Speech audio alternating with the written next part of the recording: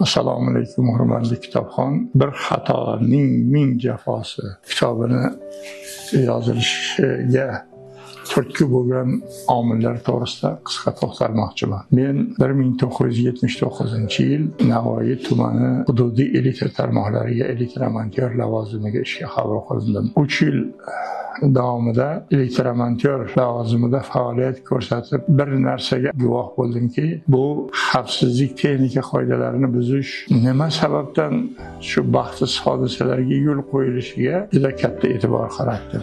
Agarda respublikamizni qaysi viloyat, qaysi tumani, qaysi burchagidan qat'iy nazar sohada bir baxtsiz hodisa sodir bo'ladigan bo'lsa, shunday tartib o'rnatilganki, butun respublikada 60 mingdan ortiq ishchi xodimlar orasida bu baxtsiz hodisa muhokama qilinadi. Achinasam yosh yigit, achinasiz 40 yoshga kirgan navqiron zabardash ishchi, achinasizki olmishni qoralab pensiya nafaqaga chiqishga ozgina qolganda har xil xatoliklarga yo'l qo'yib baxtsiz hodisaga giriftor bo'ladi.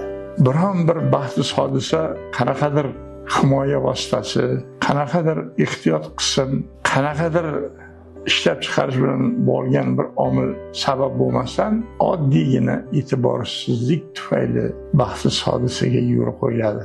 Shu baxtsiz hodisaga yo'l qo'ymaslik uchun juda katta tadbirlar o'tkaziladi. Masalan, tinchlik zamonda oiladan o'g'ilni, otadan farzandni yoki yosh kelindan umr yo'ldoshini ayirishga sabab bo'ladi. Mana shu narsa meni yuragimdan o'tadi.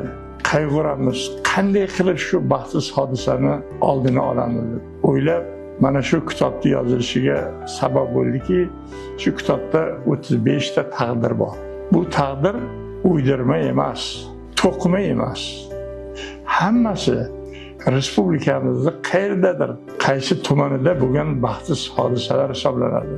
Bu kitobni o'zbek tilida yozib, chop ettirib, viloyat, tuman elektr tarmoqlariga tarqatildiki, o'qib 10 ta odamdan bittasi shu xatolikka yo'l qo'ymasa, yoki 100 ta odamdan bittasi shu xatolikka yo'l qo'ymasa, yoki qo'yaveringki, bir odamning hayotini, bir insonning hayotini shu baxtsiz hodisadan saqlab qolamizmi degan umidda shu kitob yuzaga keldi. Maqsadimiz tinchlik zamonida har bir ishchi xodimni asrab qolish, har bir ishchi xodimni sog'-salomat kelib uyga qaytib sog'-salomat yuborishdan iborat. Biz yana bir marta qo'l urdikki, agar chuqur muhokama qilib ishlarimizga yetkazsak, bo'ladigan baxtsiz hodisalarni kamaytirgan yoki oldini olgan bo'lamiz degan umidda bu ishtirishni olib bormoqdamiz.